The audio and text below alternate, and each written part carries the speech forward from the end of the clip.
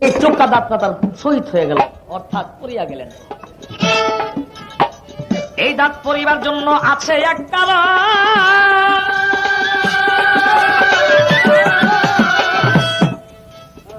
আয়েশারি ঘরে ছিলেন একবার আমার নবী উদিত। উম্মতের কারণে আমার নবী দেওয়ানা, নতুন জামা পাইতো না বেশি, ফিট তো ছিঁড়াতে না, ছিঁড়া জামা কাপড় রাসূল বেশি পরতেন। কিন্তু রাসূলের অভ্যাস ছিল ওই কাপড় সিলাইতেন, রাসূলের নিজেও সংসারী কাজ করতেন। তো আয়েশা সিদ্দিকার ঘরের মধ্যে একদিন রাত্রেবেলা আয়েশা সিদ্দিকা রাসূল এটা আমি সিলিয়ে দেই আর আপনি আমার সঙ্গে কথা কন। তা আয়েশা রাসূল কথা কয় আর আয়েশা খালি সুইদা সিলায় জামা, কিন্তু কথায় মজগুল হইয়া হঠাৎ করে সুই হাতের থেকে পড়ে গেছে সুতা তুলতে গিয়া। সুই তুলতে গেছে, এবার ঘরের মধ্যে নাই বাতিও নিবে গেছে, তেল নাই ওইটার মধ্যে, দেখা যায় না। অর্থাৎ যতটুকু পাওয়ারে বাতি জ্বলে নিভু অনুপাত ওইটার মধ্যে ওই সুই দেখা যায় না। আয়েশা সিদ্দিকা সুই খুঁজে আন্ধারের মধ্যে আমার রাসূলুল্লাহ মনে মনে চিন্তা করিল। আয়েশা সিদ্দিকা সুই খুঁজিতে আঙ্গুল বাড়াইল। এবার অজান্তে সুই যদি আঙ্গুলে যায় ঢুকিয়া আয়েশা ব্যথা পাবে ভাবিলেন আম্বিয়া। আমার রাসূলুল্লাহ তখন হাতে করলো কি বা কাম, একটু দাঁতটারে ফাঁক কইরা তিনি একটু হাইসা চান, নিচে দাঁতটা একটু ফাঁক কইরা নিচের পাটির এই ডাইনদারের চোখা দাঁতটা একটু ফাঁক কইরা যখন মেলছে, দুইটা ছুট ফাইট করে পুরা ঘরটাই আলো হয়ে গেছে এই দাঁতের খালি নুরানিতে। সেই আয়েশা সিদ্দিকা সুই খুঁজা পেলেন, কিন্তু আমরা আল্লাহ তাআলা তার উপর অসন্তুষ্ট হয়ে গেলেন। একটি সুইয়ের ব্যাপারে রাসূলুল্লাহ আপনার নুরানি দাঁতকে বাহির কইরা সেই দাঁতের আলো দেখাইলেন। এই জন্য আল্লাহ তাআলা একটু অসন্তুষ্ট হইয়া আমার রাসূলের উপরে উম্মতের কল্যাণের জন্য, উম্মতের ভালোর জন্য রাসূলুল্লাহর সেই ওহীদের যুদ্ধের মধ্যে সেই যন্ত্রটাকে শহীদ করে নিলেন। অর্থাৎ আমার আল্লাহ তাআলা বলেছেন রাসূলুল্লাহ যদি কোনো অন্যায় করে তার আগে পিছের সকল গুনাহ আমি দুনিয়ার মধ্যেই মাফ করে দিয়েছি, যে কোনো প্রকারই হোক। তার আর আখিরাতে কোনো একটা গুনার জন্য জবাবদিহি করতে হবে না আল্লাহর কাছে, যার জন্য আল্লাহ তাআলা তার সেই দন্তকে শহীদ করলেন সেই পাথরের মাধ্যমে। এটা তার যদি আল্লাহর একটু অসন্তুষ্ট হইলেন সেটা তার মোচন হয়ে গেল। তাই আমার রাসূলুল্লাহ আখিরাতে নিষ্পাপ হিসাবে উম্মতের দাবি করতে পারবেন।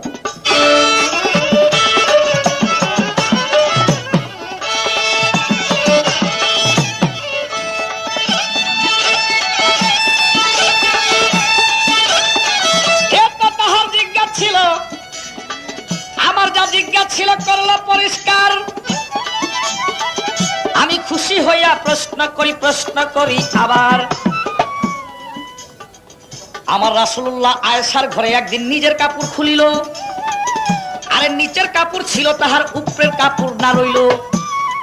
আয়েশা লক্ষ্য করে রাসূলের দিকে যায়, চাইয়া বলছে রাসূলুল্লাহ কোন আপনি আমায় পিতা আপনার কাছে নবী দিয়া দিছে বিয়া, আমি তো শিশু নবী দেন না আমায় কইয়া, আপনার গায়ে দেখি বসন্তের দাগ বলেন না আমারে, বসন্ত হইল আপনার বলেন কোথাকারে। হে রাসূল আপনার গায়ের মধ্যে বসন্তের মতো দাগ দেখা যায়, আপনার বসন্ত কবে হয়েছিল? রাসূল কয় আয়েশা এটা আমার বসন্ত না, আমার বসন্ত হয় নাই কোনোদিন, এটা আমার এক দুঃখের কাহিনী। আয়েশা কয় রাসূল দুঃখের কাহিনী একটু শুনান। আমার রাসূল দুঃখের কাহিনী শোনায় আর যার যার করে কান্দে, বলে আমার পৃথিবীর বুকে যত দুঃখ হয়েছে তার চেয়ে সবচেয়ে বেশি দুঃখ আমার এই দুঃখ, এর উপর আর বেশি দুঃখ আমি জীবনে কোনোদিন পাই নাই। আমার শুধু প্রশ্ন, আয়েশা বলেন আপনার গায়ের মধ্যে বসন্ত দাগ, আমার কাছে শুকান আমার বসন্ত হয় নাই কোনোদিন, আমার সবচেয়ে জীবনের বড় দুঃখ হলো এটা, এর চেয়ে বড় দুঃখ আমি কোনোদিন পাই নাই। সেই দুঃখটা কি? বসন্তের দাগ কে মনে রাসূলের গায়ের মধ্যে রইল, এটা কিসের দাগ?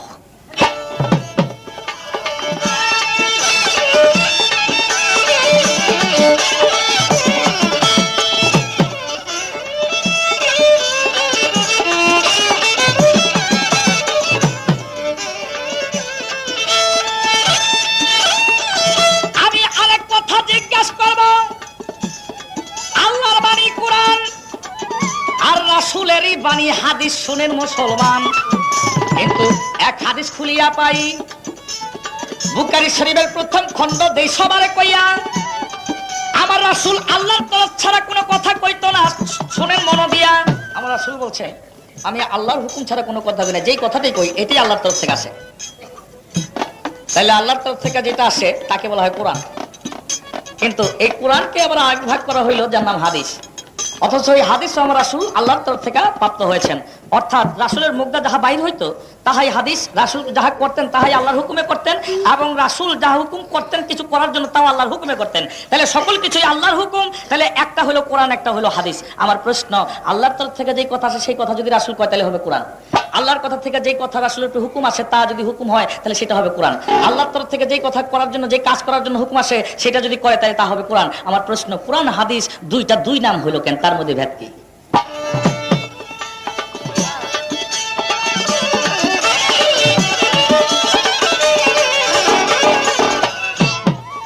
আমার রাসূলুল্লাহ বিশ্ব নবী, মুসলমানরা কয়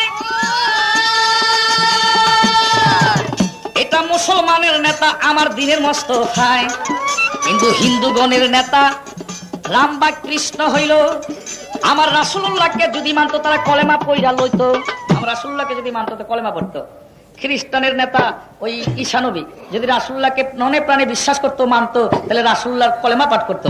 ইহুদির নেতা মুসা নবী যদি রাসূলুল্লাহকে মনে প্রাণে বিশ্বাস করতো তাহলে রাসূলুল্লাহর কলেমা পাঠ করতো। তাই দেখা যায় পৃথিবীর বুকে 253 অর্থাৎ 50-এর উপর 3, এই 250-এর উপরে ধর্ম, কিন্তু তার মধ্যে একটা ধর্ম মুসলমান, এরা শুধু রাসূলকে বেশি ভালোবাসে, রাসূল মুসলমানের নবী বলে স্বীকার করে, কিন্তু আমার রাসূলুল্লাহ বিশ্ব নবী আমরা বলি। আমার প্রশ্ন, ইহুদি, খ্রিস্টান, নাসারা, বৌদ্ধ যারা আছেন তাদের কাছে মুসলমান ব্যতীত আমার রাসূল কি ভাবে বিশ্ব নবী হন? আমার রাসূলুল্লাহ বিশ্ব নবী কি প্রকারে হইল? জগতের ভিতরে রাসূল কোন প্রকারে রইল? এই তো আমার জিজ্ঞাসা করে বলো, তুমি সবাই বলো। এই তো আমার জিজ্ঞাসা করে বলো, তুমি সবাই বলো, বলো তুমি ভাঙ্গিয়া এখন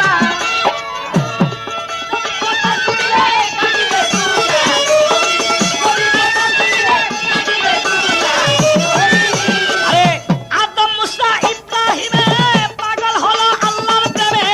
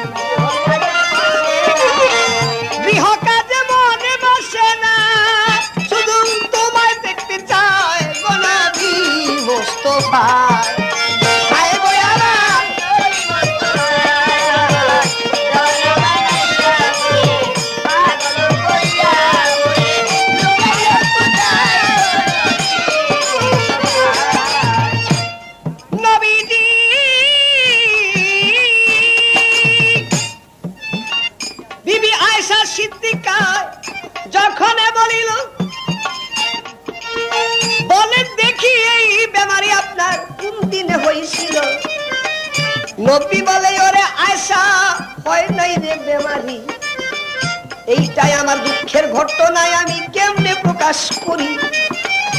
জীবনে যত দুঃখ পাইছি গো আয়েশা তোমারে জানাই, এর চেয়ে বড় দুঃখ আমার আর কোনটা নাই।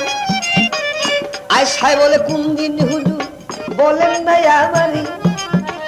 ধীরে ধীরে বলতে আছে আমার নবী পয়গম্বর,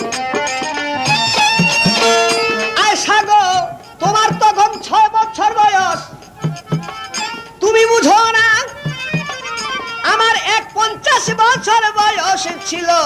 শোনো ঘটনা, রজব চাঁদের 10 তারিখ ছিল, তোমাকে জানাই, ইসলাম প্রচার করতে গই আমি তায়েফে যাই, সঙ্গে আমার ধর্মপুত্র যায়েদ ছিল।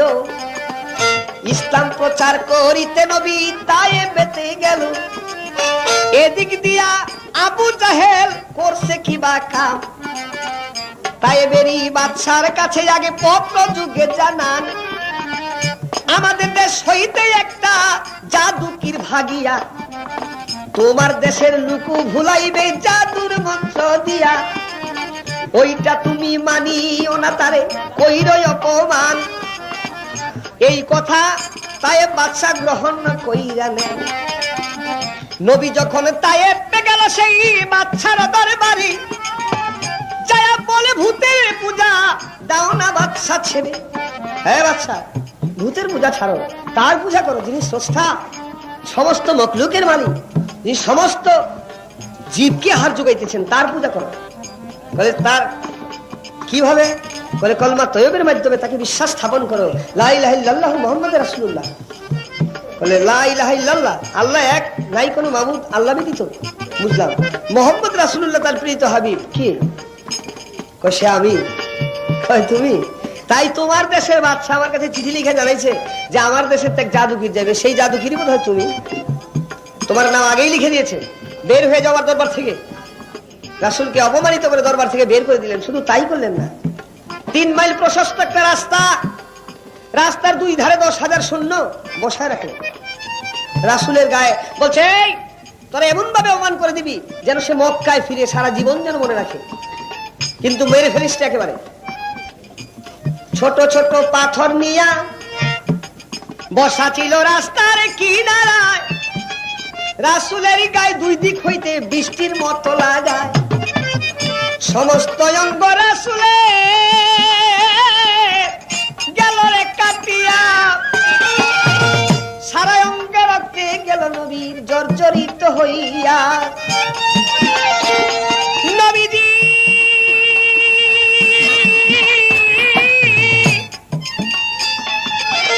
অঙ্গ রক্তে জর্জরিত হইলেন, নবী অপমানিত গো। ও দয়াল নবী, 2 ধারে শূন্যরা বসা, 2 দিকে শূন্যরা বসা, পাথর মারে গায়ে গো নবী বস্ততা।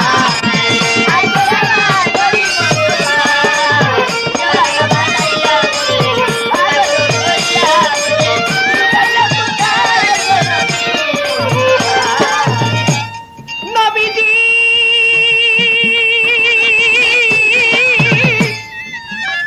3 মাইল দয়াল নবী হাঁটিয়া চলিল, 2 দিক হইতে কুফরেরা পাথর ছুঁড়িল।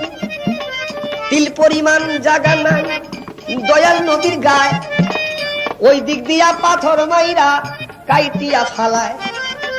সমস্ত অঙ্গ গেল নবীর ক্ষত বিক্ষত হইয়া, এক কুফরে বৈশায় আছে খেজুর গাছের মাটির গিয়া। বড় একটা পাথর হাতে মারতে বেটায় চায়, পিছন হইতে ইবনে বিন যায়েদ লক্ষ্য কইরা চায়, এই পাথরটা মারে যদি আমার রাসূলেরই গায়ে, রাসূল তো বাজবে না গো যায়েদ বুঝিবার। দৌড়াইয়া আইসা গো যায়েদ বুকেতে ধরিল,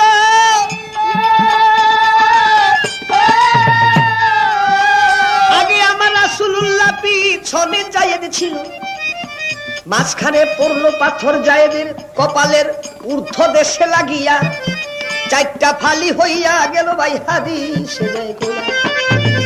রাসূলের পিঠে মাথার পিছে লাগিয়া পাথর, রক্ত পরে ফিরকি দিয়া অস্থির দিনের পয়গাম্বর।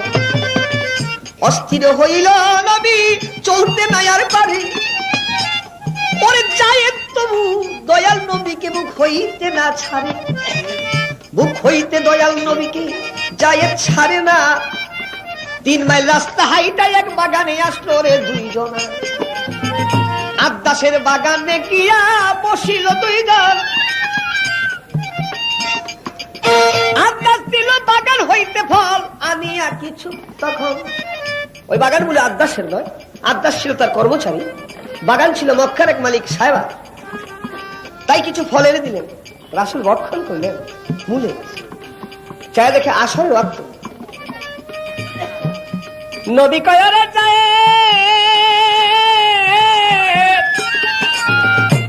নামাজের রক্ত গেছে হইয়া, নামাজ আদায় করি আমি কেমন করিয়া, সারা অঙ্গ রক্তে আমার গেছে গো চুবাইয়া, জুতাটা খুলতে পারে না মুজা গেছে পায়ে লাগিয়া, টানাটানি করে রে জুতা খুলিতে না পারে, জায়েদ গিয়া কামড় দিয়া টানাটানি করে, খুলতে জুতা পারে না পারে না পারে না।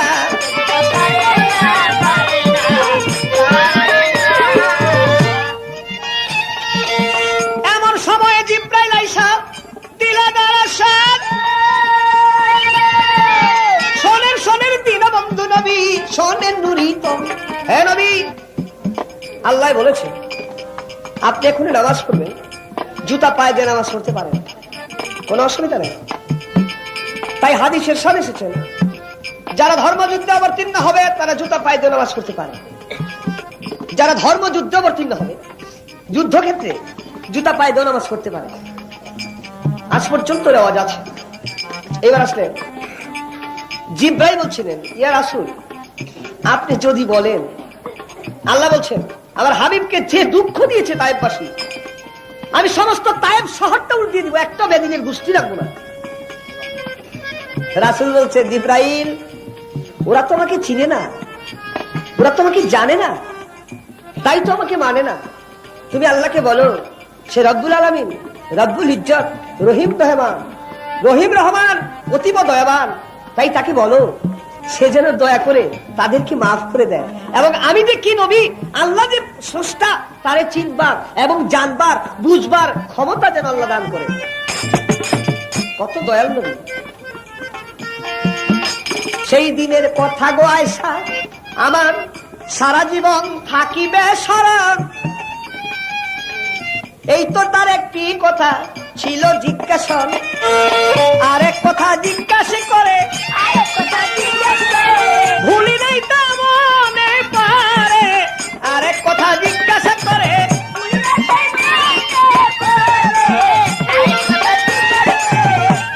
কি বলছেন? রাসূলের আল্লাহর বাণী কুরআন, রাসূলের বাণী হাদিস, রাসূলের মুখ দিতে পেরেছে দুটা কথা। ঠিক বাবা, কথা ঠিক। এইখানে একটা কথা আছে, কথা রাসূলের উপর যখন ওহী আসতেন রাসূল একটু অন্য ভাব হয়ে যেত। অনেক সময় দেখা গেছে ওহীর সময় রাসূলের সমস্ত অঙ্গ দিয়ে পশিরা জারি হয়ে গেছে, অনেক সময় দেখা গেছে কম্বলে আবৃত থাকতেন, অনেক সময় চক্ষু বন্ধ করে থাকতেন। তার কারণ আল্লাহ যে বাণী জিব্রাইলের মারফত রাসূলের কানে পৌঁছাইতেন সেইটা উম্মতদের মধ্যে শুনাইতেন কোরআন। আর উম্মতের ভালোর জন্য রাসূল যে উপদেশ রেখেছেন, রাসূল যে জীবনে যে কার্যকলাপ করেছেন সেইটা হাদিসে গণ্য হয়েছে। এই জন্য এটা দুইটা মত। উম্মতের জন্য রাসূলের বিবেচনার থেকে যে কথা আসছেন তার হাদিস, আর স্বয়ং আল্লাহর যে বাণী সেটা কোরআন। যেমন আমরা গান গাই, আমার বাবার লেখা যে গান ওইটা সবার মধ্যে গাইলাম, ওইটার লেখা হলো খালেক দনের, আমার মুখ দিয়ে প্রকাশ পাইছে, কিন্তু আমি ওইটা দেখে শিখছি, আমার মুখ দিয়ে প্রকাশ পেয়েছে তার গান। যেমন উনি একটা গান গেলেন শ্রদ্ধেয় মরহুম কবি আলাউদ্দিন বাজি সাহেবের, রাত্রে 1টা বাজিলে একটা গান গিয়েছে না, ওইটা আলাউদ্দিন বয়তি সাহেবের গান, তাই তার মুখ দিয়ে বেরিয়েছে। মূলে কথাগুলি তার নয়, কথাগুলি আলাউদ্দিন বয়তি। আবার তার যে কথা সেটা হয়তো সবার মধ্যে শুনছেন আপনারা। তদ্রুপ আল্লাহর যে কথা, আল্লাহর যে বাণী, সেটা রাসূলের মুখ দিয়ে প্রকাশ পেয়েছেন সত্য, শোনার মাধ্যমে। জিবরাইল তার কাছে বলছেন, রাসূল হৃদয়ঙ্গম করে সেই কথাটা আসামদের শুনাইছেন, তালি বিবদ্ধ হয়েছে তা কোরআন। আর রাসূলের যে বাণী উম্মতের জন্য রেখেছেন সেটা হাদিসের মধ্যে গণ্য হয়েছে।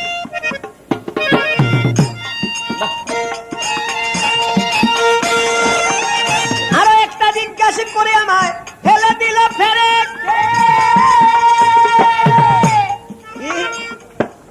250 উপরে, 250 বা মতান্তর একটু বেশি আছে। কোন কোন মানুষ মুখ কইতেছে যে না 275-এর উপরে আছে, যাক এইটা মত আছে। তবে 200-র উপরে ধর্ম। আমরা মুসলমানরা মানি, রাসূলকে অন্য ধর্ম তো মানে না। সে বিশ্বনবী হলো কেমনে? এক যুক্তি যদি দেই যে আল্লাহর নূরে নবী পয়দা, নবীর নূরে সারে মখলুকাত পয়দা, এইটা একটা যুক্তি। আবার কোরআনের 10 পারা সূরা তাওবার 127 নম্বর আয়াতে লিখেছেন, আল্লাহ বাণী দিয়েছেন, লাকাতে যাকুম রাসূলুল মিনুন আনফাসুকুম। রাসূল প্রত্যেকটা আনফাসের সঙ্গে, অর্থাৎ আনফাস আরবি, বাংলায় বলছেন শ্বাস প্রশ্বাস, যেটা আমরা টেনে নিই তার নাম শ্বাস, ছেড়ে দিই যেটা প্রশ্বাস। এই শ্বাস প্রশ্বাসের মধ্যে রাসূল চলাফেরা করেন। তাহলে শ্বাস প্রশ্বাস যার নাই তার তো প্রাণই নাই। যেখানে প্রাণ আছে সেখানে রাসূল আছে।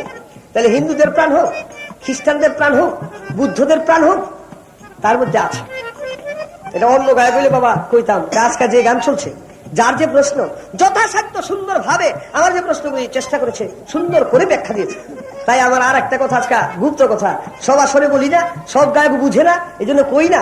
আজকে ওই কথাটা বলবো আমি, যে হিন্দুরা মানে না, উপর দিয়ে হয়তো দেখে অন্য রূপ, কিন্তু আসল রাসূল রূপ। হযরত আলী রাসূলুল্লাহর সঙ্গে একদিন ছিল, মাগরিবের নামাজ পড়িতে দুইজন যখন দাঁড়াইল, এমন সময় একটা বাঁশির শব্দ আলীর কানে যায়। আলী কয়, রাসূলুল্লাহ বাঁশি কে বাজায়? হে রাসূল, আমরা নামাজ পড়তেছি, কোন বেদব এমন সময় বাঁশি বাজিতেছে? কোন বেদব বাজিতেছে বাঁশি? রাসূল কয়, আমি শুনছি বৃন্দাবন থেকে বলে কৃষ্ণ বাঁশি বাজায়।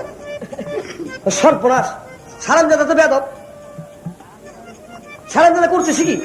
আমরা নামাজের ওয়াক্ত, আর নামাজের ওয়াক্তটা বাদ দিয়ে বাজা তুই, আর নামাজের ওয়াক্তের সময় বাঁশি বাজিতেছে। রাসূল, আপনি আমাকে হুকুম দেন, আমি বাঁশি বাজাতে জন্মের তোর শিক্ষা দেব। তাই তলোয়ারটা কোমরের মধ্যে বাঁধলেন আলী, নামাজ পড়ে কোমরে বাঁধলেন, ঘোড়া নিয়ে যাবে। কয়, আলী তুমি যাবে? জি। তারে মারবে? কয় জি। যদি মারো, তার শরীরে মুখে অঙ্গে কোনো কাপড় থাকলে কাপড়টা সরাই নিয়ে একবার মুখের দিকে চায়, তারপরে হত্যা করো। তাই? হ্যাঁ। কথা শুনে হযরত আলী ঘোড়া নিয়ে যায়, পৌঁছিলেন বৃন্দাবনে, সেই আলী মর্তু যায়। যাইয়া দেখে শত শত সখী করে জিজ্ঞাসা, কৃষ্ণ কোথায় আছে তোরা কোনারে এখন? সখীরা কয়, প্রাণনাথে আছে ঘুমাইয়া। আলী বলে, জোর করিয়া তারে আনো না, ডাক দিয়া। এই ডাক দিয়ান। সখীরা কয়, আমরা হুজুর পারবো না, তাই ডাক দিবা। উনি মাত্র বিশ্রাম নিচ্ছে, আমাদের শক্তি না তার বিশ্রাম নষ্ট করি। ডাক, আমার হুকুম। আপনার কেন? দুনিয়ার মানুষ যদি জড়ো হয়ে ডাকে, তবু বলে, তবু আমরা যেতে পারবো না। যদি ইচ্ছা হয় আপনি যান, তাদের শর্তরা কোন জায়গায় আছে বলে ওই করে 2 লাইন দিয়ে সরে দিলেন। হযরত আলী গিয়েছেন, হারামজাদা তোর বাঁশি বাজা শিক্ষা দেবো, তাই তলোয়ার বের করেছেন। হযরত আলী উপর দিকে তলোয়ার নিয়ে হঠাৎ করে মনে পড়ছে রাসূলুল্লাহ বলছে মুখের কাপড় সরাই নিতে, কাপড় দিয়ে শুয়ে আছে। মুখের কাপড়টা আলী যখন তুলিল, মারবে দূরের কথা, শর্মেন্দ হইয়া ফিরত আসিল। তলোয়ার মারিব কারে, দেখাই আলী কাঁপে ডরে, তলোয়ার মারিব কারে।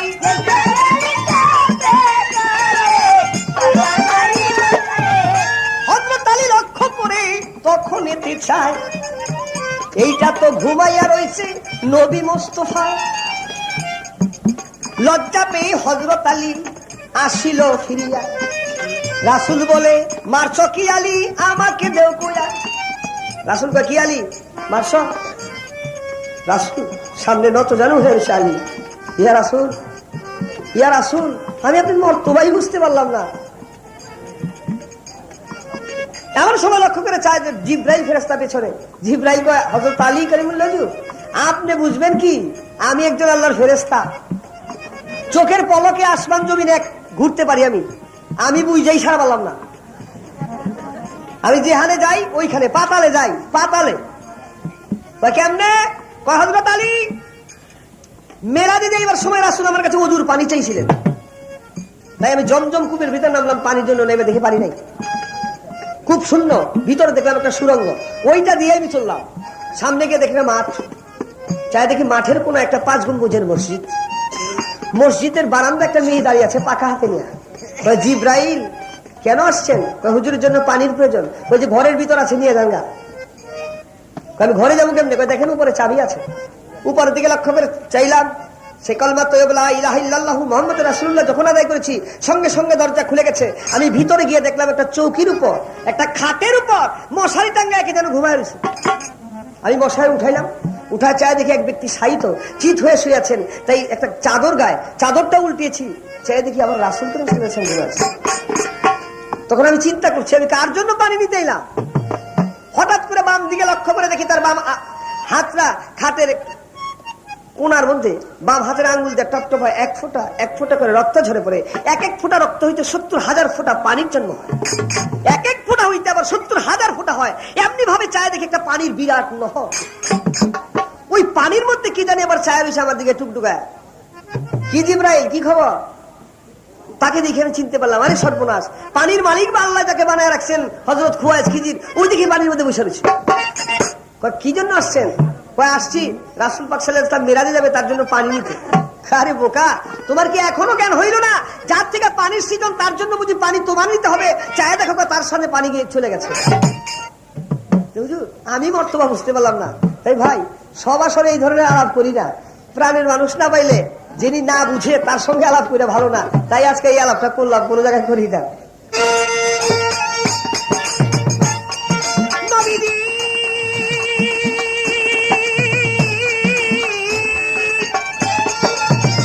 যেভাবে জিজ্ঞাসা ছিল করলেন পরিষ্কার, এইবার কিছু জিজ্ঞাসা আসিল আমার, জিজ্ঞাসা এলো আমার ধর্মরাজ সভা। একদিন আয়েশা সিদ্দিকারি করে গেলেন নবী মোস্তফায় আছে। আয়েশা সিদ্দিকার গৃহে রাসূল গিয়েছেন, মদিনার ঘটনা। মাগরিবের নামাজ পড়ে নবী আয়েশার ঘরে গেল। নবীর মুখের দিকে চাইয়া রে আয়েশা কান্দিতে লাগিল। নবী হাসছে আর আয়েশা কাঁদে। নবী হাসে, আয়েশা কাঁদে। আমার জিজ্ঞাসা, রাসূলের হাসে আর আয়েশা কাঁদে, রাসূলের গালের মধ্যে আয়েশা এমন একটা বস্তু দেখলেন, যে বস্তু দেখে আয়েশা কাঁদতে শুরু করলেন, কিন্তু রাসূল হাসে। এর মধ্যে ভাবটা কি? কেন? রাসূলের গালের মধ্যে কি দেখছিলেন যার জন্য আয়েশা কাঁদতেছিলেন, কিন্তু রাসূল হাসছে?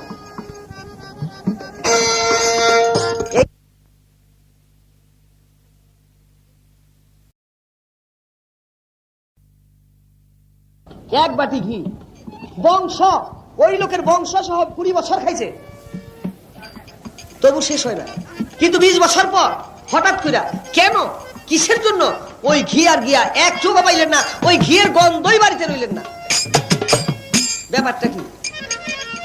আর কারে দিছিল, কি কারণে দিয়েছিল? এই তো আমার দুইটি কথা, এই তো আমার দুইটি কথা, শুনবেন না সবাই গো নবী মুস্তাফা।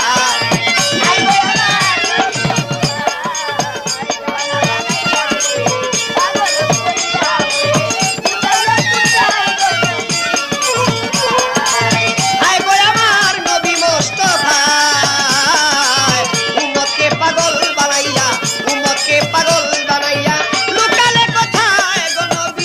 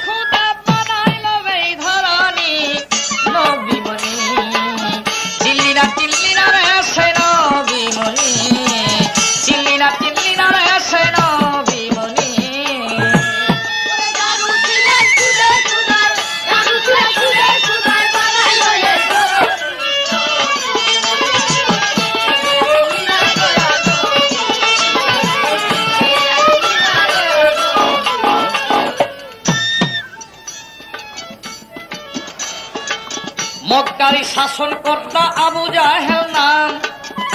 একদিন সিপাই সৈন্য ডাইকা বলছে, কে আছো জওয়ান, কে আছো বলো তোমরা এমন বীর, কে কাটিয়া আনতে পারো মুহাম্মদের শির।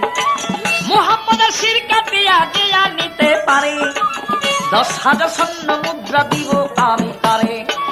দল হইতে এক ইহুদি উঠল বলিয়া, আরে মুহাম্মদের শির আমি আনবো কাটিয়া। তীর তরোয়াল লইয়া যখন উঠিল রুখে, দুই চক্ষু তার অন্ধ হইল আর দেখে না চোখে চোখে, আর দেখে না দেখে না।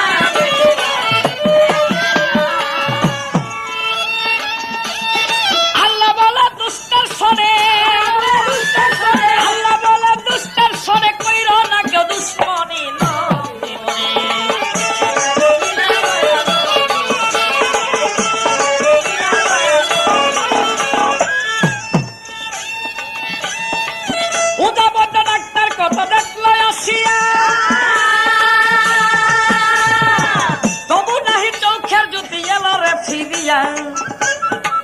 ওজাবদ্ধ ডাক্তার কত দেখলো আসিয়া, তবু নাহি চোখের জুতি এলো তার ফিরিয়া। এটি করে 7 বৎসর গত হইয়া যায়, ইহুদির এক মেয়ে ছিল কান্দে হায় রে হায়।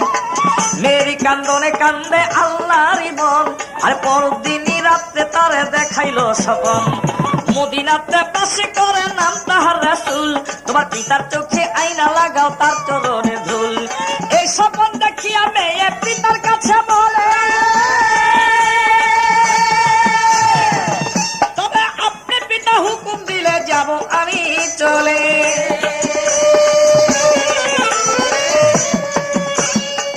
ভালো একজন হাকিমের পাইছি ঠিকানা, পিতা তারে হুকুম দিল হইল রওনা। নবীর কাছে যাইয়া বলছেন নবী বলি, পিতা আমার আপনার সবে করছে দুশ্মনী, তাই তাহার দুটি চক্ষু নষ্ট হইয়া গেছে, আপনারও চরণের ধুলি চাই আপনার কাছে। নবী তখন কিছু মাটি লইয়া নিজের হাতে কোরআনের এক দোয়া করে দিল ওই মেয়ের হস্তে।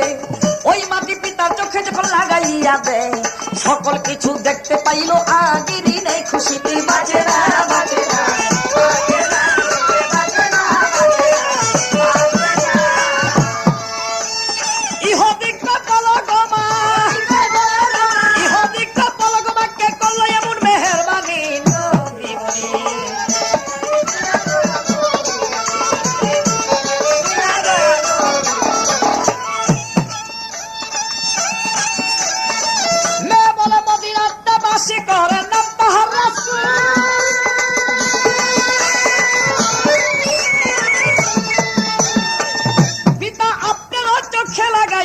তার চরণের ধুল, মদিনাতে বাসে করে নাম তাহার রাসূল, আপনারও চোখে লাগাইছি তার চরণের ধুল।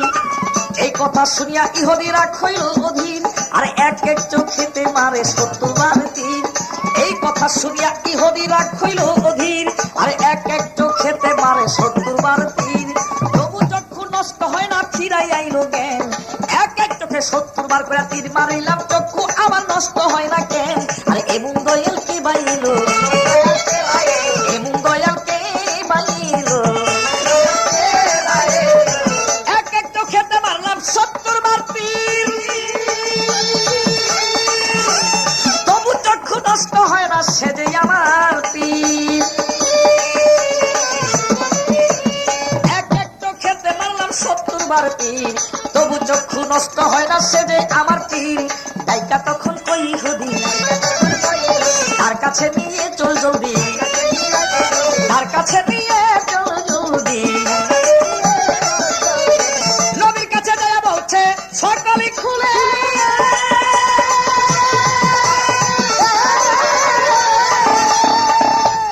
নবী মাত করেন ঠাই দেন আপনার চরণে তুলে।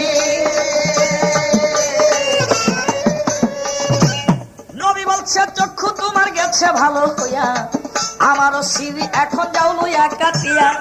10,000 স্বর্ণ মুদ্রা পাইবা পুরস্কার, আবু জাহেলকে বিয়া দাও শিকাইটা আমার, 10,000 স্বর্ণ মুদ্রা পাইবা পুরস্কার। আবু জাহেলকে বিয়া দাও শিকাইটা আমার, দেরি কইরো না, কইরো না।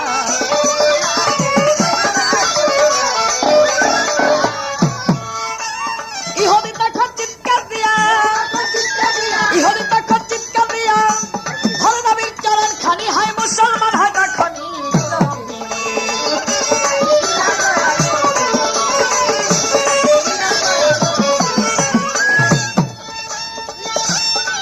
আবুলে কয় আবু নবী আপনি কি গয়াল, আরে যে নবী উম্মতদের খুবই পারানি কান্নার। আবুলে কয় এমন নবী আসবে কি গয়াল, আর যে নবী উম্মতের খুবই পারেনি কান্নার। অন্ধ টাকা করি না চাইলো সংসারে, কেবল উম্মতি উম্মতি বলে কান্দে জানি জানে। আর এমন নবী আর হবে না, হলি না নবীর জামানা রে, এমন নবী আর হবে না। আরে অবসিদ্ধ পরের বেলা নবীজি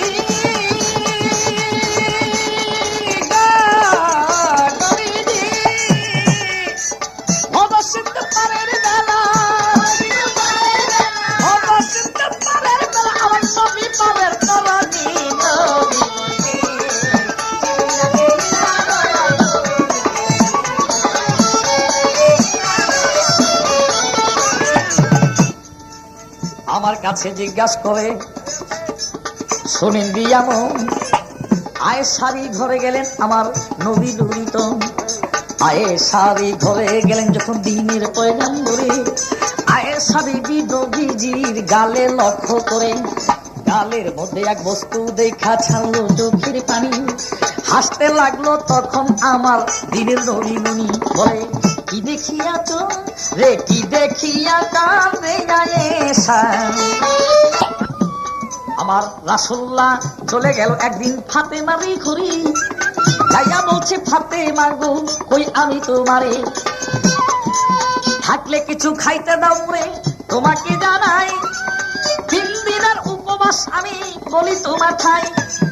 ফাতেমা কই প্রাণের আব্বা এই আপনারে কইয়া, 7 দিনের উপবাস আমি নবীর মাইয়া, 9 দিনের উপবাস নবীজির জামাই, 5 দিনের উপবাসে 2 ইমামে পাই। কথা শুনা দিনের নবী ছাড়লো চোখের পানি।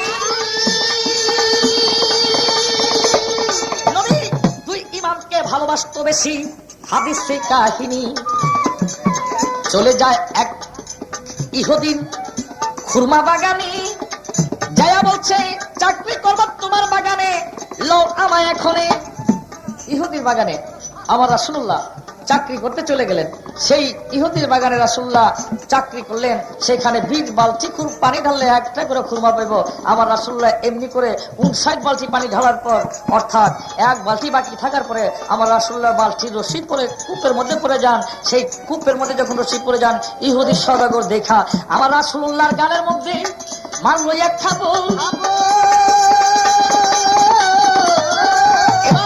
থাপড় খাইয়া বলছে আমার দিনের পয়গাম্বর, থাপড় দিলা তোমার হাতে পাইছো বুঝি ব্যথা, মাফ কইরা দাও ওরে সওদাগর, শোনো আমার কথা, আমি তোমার চাকর হইলাম মনিব তুমি জানি, পানি আনতে অন্যায় করলাম ছিঁড়ে বালতি খানি, বালতির রশি ছিঁড়ে পড়ে গেছে তাতে অন্যায় করলাম আমি, থাপড় খাইলাম তাতে দোষ নাই, ব্যথা পাইলা তুমি আমাকে থাপড় দিয়া, যদি তুমি ব্যথা পেয়ে থাকো হে সওদাগর হে মনিব তুমি আমাকে ক্ষমা করে দিও। কিন্তু আমার রাসূলুল্লাহকে এত জোরে থাপড় দিল, রাসূলুল্লাহ বেহুশ হয়েও তবু তার কাছে ক্ষমা চাইলেন। সেই থাপড়ে রাসূলুল্লাহর গালের মধ্যে থাপড়ের দাগ চিহ্ন রয়ে গেলেন। আমার রাসূলুল্লাহ সেই থাপড় খেয়ে আস্তে আস্তে আয়েশার ঘরের দিকে আসলেন, আর রাসূলুল্লাহর গালের মধ্যে লক্ষ্য করে চেয়ে দেখে যা আঙ্গুলের দাগ, থাপড়ের দাগ।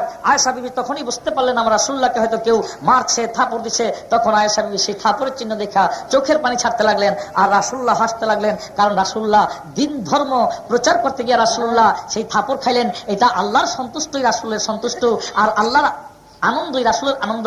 এই জন্য রাসূল দুঃখ করবেন না, দুঃখ করেন নাই। তিনি তাওহীদের বাণী প্রচার করতে গিয়ে নিজে আনন্দিত হয়েছেন, যদিও ব্যথা পাইয়াছেন।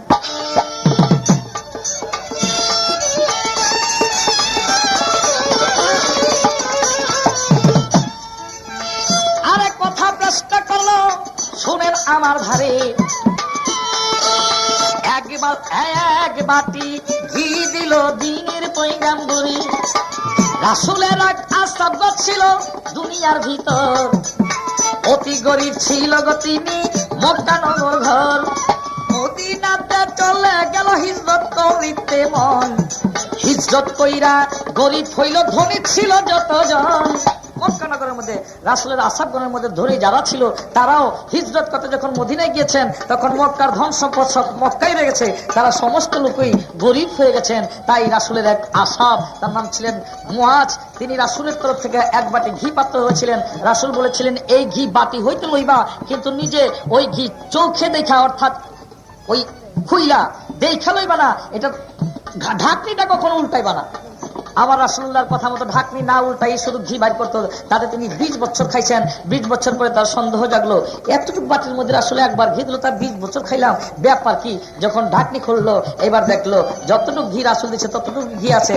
এখন ওই ঘিয়ের পরে আর তার ঘি বাড়েন নাই, বরকত হন নাই, কারণ তিনি রাসূলের কথার উপরে সন্দেহ করে ঢাকনি খুলছেন বলে তার বরকত শেষ হয়ে গেছে।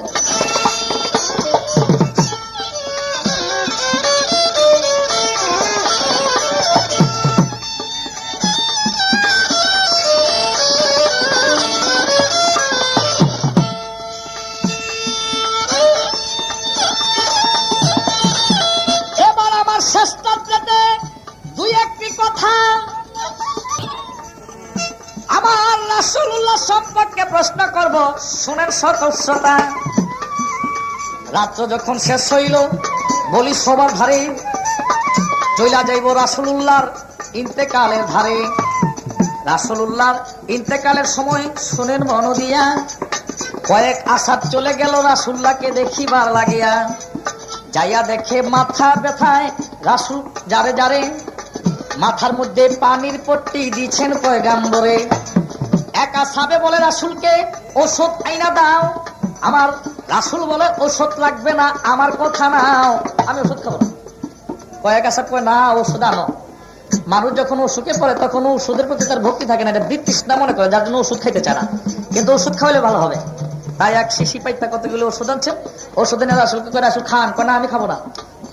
রাসূলের কয়, আরে আরেকজনে কয় আরে না রাসূল তো খাইবে, রাসূল তো ওষুধ, তো রাসূল এই ওষুধটা বেশি ভালো জানে না, এই জন্য যে রোগ যে এটার প্রতি বিতৃষ্ণা এসে পড়ছে, অতএব কারণে রাসূলকে একটু জোর করে খাওয়াই দাও। রাসূলের মুখের মধ্যে জোর করে চামচ দিয়ে একটু ওষুধ খাওয়া দিচ্ছে। রাসূলুল্লাহ ওষুধটা খায়া তারপরে রাসূলুল্লাহ হুকুম দিলেন, ঘরের ভিতর যতজন শোনো মন দিয়া, আমি রাসূল হইয়া হুকুম দিলাম এই সবারে কইয়া যতগুলি ওষুধ আছে ওই শিশির ভিতরে এক চামচ করে খাওয়াইয়া দাও, দাও না সবারে, এটা আমার হুকুম, এক চামচ করে সবারে খাওয়াই দাও। আর শুধু প্রশ্ন, রাসূলের মাথা ব্যথার বা জ্বরের ওষুধ আনলেন, ওইটা রাসূলকে খাওয়াইলেন, কিন্তু যারা ঘরের ভিতর ছিলেন তাদের একজনের মাথা ব্যথা বা জ্বর ছিল না, তাদেরকে রাসূল হুকুম দিলেন সকলকে এক চামচ করে খাওয়াই দাও, এটা আমার হুকুম, সকলকে এক চামচ করে খাওয়াই দিলেন। আমার প্রশ্ন, রাসূল এই হুকুমটা দিলেন কেন? তার মধ্যে রহস্য কি, তার মধ্যে ভেদ কি?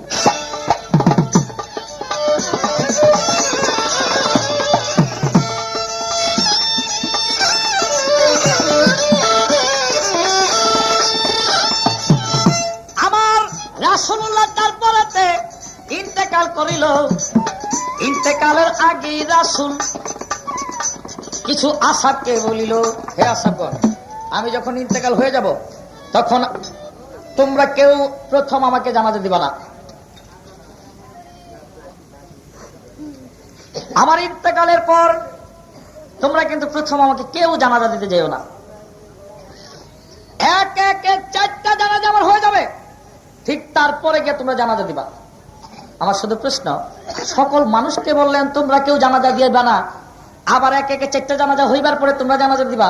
আমার প্রশ্ন, মানুষটা তো জানাজা কেউ দিতে রাসূলের প্রতি থেকে নিষেধই প্রাপ্ত হলেন, তো এক একে 4টা জানাজা রাসূল কই থেকে পাইলেন, কে দিয়াছিলেন, তারপরে তারা জানাজা দিলেন আমার রাসূলুল্লাহ? এই আমার শেষ প্রশ্ন।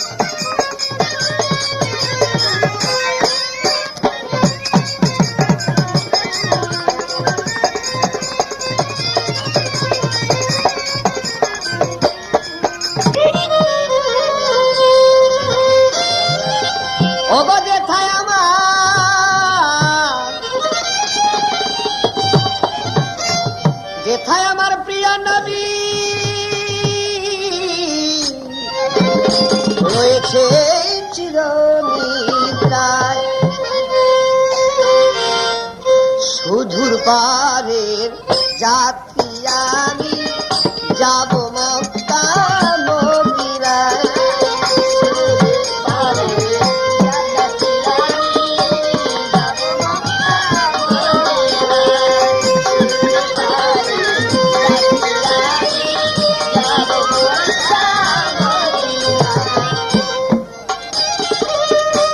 ওই মদিনার রোজার ধুলি মারব চোখে সুরমা বলি, ওই মদিনার মারব চোখে সুরমা বলি, দেখব জ্ঞানের নয়ন বেলি, দেখব জ্ঞানের নয়ন বেলি, কোথায় আছে মস্ত ভাই।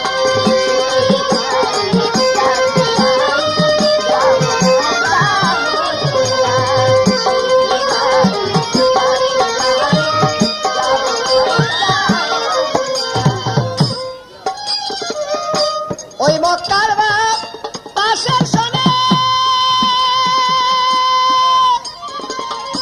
তৌহিদেরই বাণী আনে, ওই মক্কার বাপ তৌহিদেরই বাণী আনে, পাপিয়া বুলবুল সেখানে, পাপিয়া বুলবুল সেখানে, তৌহিদেরই বাণী। আশাবরা জোর করিয়া ঔষধ আনতে যায়, এইখানে এক কথা তিনি জিগাইলেন আমায়, আল্লাহ কয় নুরি তার এই ঔষধে ধরবে না, তাড়াতাড়ি জিব্রাইল তুমি কবিরাজ কেন সাজো না।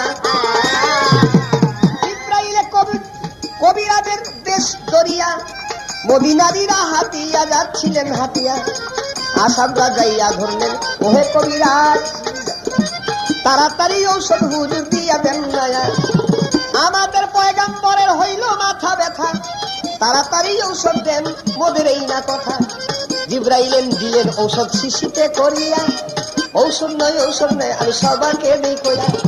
ওইখানে ছিল ময়মুত ওরে আপকাও সারের পানি, ওই পানি জিব্রাইলে আনছিলেন তখন, ওই পানি যখন নাকি গেলেন শিশিত নিয়া, রাসূলুল্লাহর মুখে পানি দিলেন তখন দিয়া, এক চামচ দিয়া রাসূলের মুখেতে দিল, হুকুম রাসূলুল্লাহ তখন সবার মধ্যে দিল, সকলকে এই ঔষধটা করাও না পান, জান্নাতি হবে আমার কাছের আসাধ্য। আপকাউসারের পানি ভবে যে পান করতে পারে, জান্নাতুল ফেরদাউসে স্থান পাইবে, স্থান পাইবে হায়শরের ময়দানে। এই তো তার একটি কথা শর্টকাটে পূরণ, আরেকটা কথা জিজ্ঞাসা করে মন মতো। ইন্তেকালের আগে রাসূল বলছে আসাবগণ, ইন্তেকালের পরে আমার জানাজাটা পরে দিও, শুনো দিয়া মন, চারটা জানাজার পরে আমার জানাজা দিও তোমরা। রাসূলুল্লাহ বলে গেছে শুনে নাও মোর আসামরা।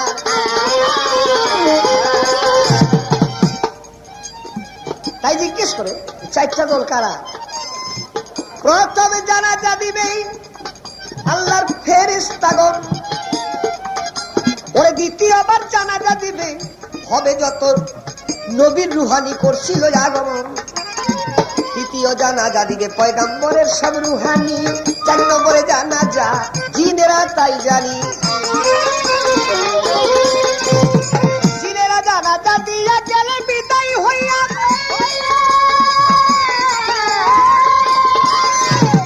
তোমরা জানাজা দিবা রাসূল গেছে তাই কইয়া। এই তো তার জিজ্ঞাসা ছিল শোনেন বন্ধুগণ, রাসূলের জীবনী শেষ হইয়া এলো এখন, কারণ জীবনী যেটা আমি জন্ম হইতে মৃত্যু পর্যন্ত জীবনী, তাই না? মৃত্যুর পরে আর জীবনী থাকে, তখন তো শেষ, তাই রাত্র শেষ, জীবনী হয়তো শেষ, জীবনী শেষ। ইন্তেকাল হয়ে গেলে, জানাজা হয়ে গেলে তখন তার জীবনী থাকে না, জীবনী শেষ হয়ে গেল বিলীন। তাই আবার এখানে আর জিজ্ঞাসা আসতে পারে না।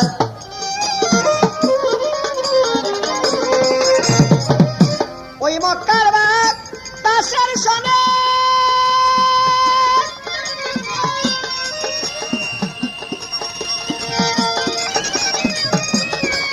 আচ্ছা আচ্ছা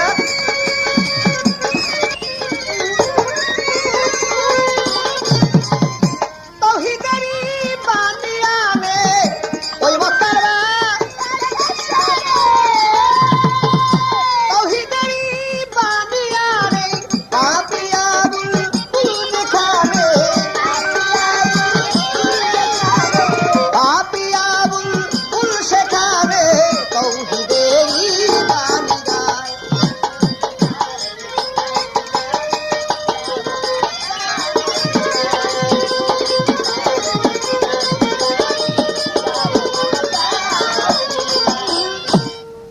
জগতে নাই কাছে মামা বলছে কাদের গনি হায় গো দয়াল ফাতেমা জননী গোমা তোর গৌরবে আমরা গৌরবিনী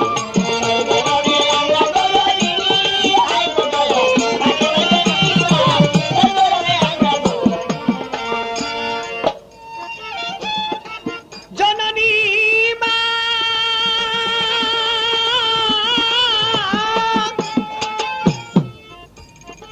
নূরনবীর ইন্তেকালের সময় যখন হলো শিয়রে বসিয়া মায় কান্দিতে লাগিল কান্দিতে লাগলো মায়ে হইয়া পেরেশান কান্দন দেখিয়া বলে নবী দুজাহান সবার কান্দন সহিতে পারি ও আমার মা তোমার কান্দন তো মামুর প্রাণে সয় না তোমার কান্দন প্রাণে সয় না বলে বলে নবী দেওয়ানা তোমার কান্দন প্রাণে সয় না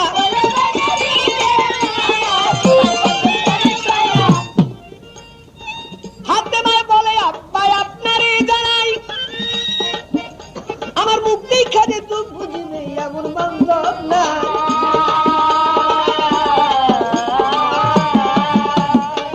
আমাকে দিচ্ছেন বিয়া হযরত আলীর ধারে কত কষ্ট করিলাম গিয়া তাহার ঘরে 7 দিন 9 দিন কতই আমি থাকছি উপবাস তোমায় দেখিলে মৃত্যু মনের অভিলাষ তোমাকে দেখতাম যখন আমি বাবা ছায়া সকল যাতনাই আমার যাইতো সারিয়া এখন কার মুখ দেখে প্রাণ জুড়াবো আমার এমন বান্ধব কোথায় পাবো কার মুখ দেখে প্রাণ জুড়াবো কান্দিতে লাগিল তখন কান্দিতে লাগিল তখন জগত জননী হায় গো দয়াল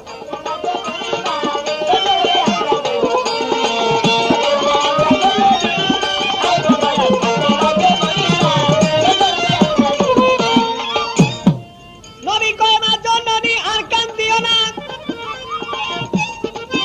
তোমার কান্তা আমার মুখের কাছে কেন আনো না আস্তে আস্তে দয়াল নবী কানে কানে কয় কান্দনে রাইখা মায় তখন হাসি দেয় কি বলেছিলেন আমার নবী মোস্তফায় শোনো শোনো মা জননী বলি গো তোমার কয়েকটা দিন মা জননী থাকো সবুর করে তোমার সঙ্গে দেখা হবে মাত্র 6 মাস পরে ইহার আগে কারো সঙ্গে দেখা হবে না এই কথা বলেছিলেন মোর নবী দেওয়ানা আরেকটা ছোট্ট করে বলল কানে কানে ফাতেমা কথা শুনিয়া ধইরা ডাকলো মনে নবী কয় মা ফাতেমা তোমারে জানাই আমার কি আর মরণ আছে তোমাকে শুধাই আমার ভক্ত হলে দেখতে পাবি আমি তোমার মরি না মরি না মরি না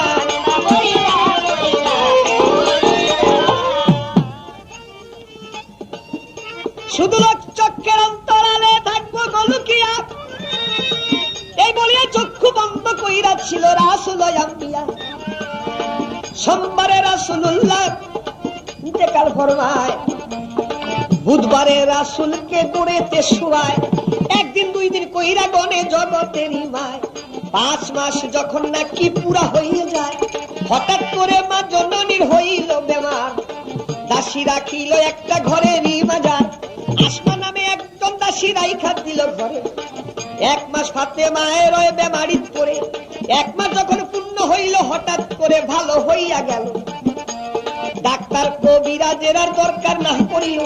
হঠাৎ করে মা জননী গেল ভালো হইয়া, দুই ইমামকে লইল মায়ে কাছে ডাকাইয়া। বাটির মধ্যে মাটি কুলায় জগতেরই মায়, দুই ইমামের মাথায় মাটি তখনে মাখায়। আসমা দাসী গরম পানি দিল তার ধারে, নিজ হাতে গোসল দিল মায়ে দুই ভাইয়েরে। নিজের গোসল করলো মায়ে গরম পানি দিয়া, দুই ইমামকে দুই জালুতে লইল বসাইয়া। নিজ হাতে খানা মায়ে দুই ভাইকে খাওয়ায়। এই দেখিয়া আসমা দাসী মায়ে রেডি গায়, একমাত্র তোমার ঘরে চাকরি করি আমি, এমন তৈরি যত্ন করতে দেখি নাই জননী। এই কথায় আসমা দাসী যখন বলিল, দুই চোখের পানি মায়ে তখন ছেড়ে দিল। আসমারে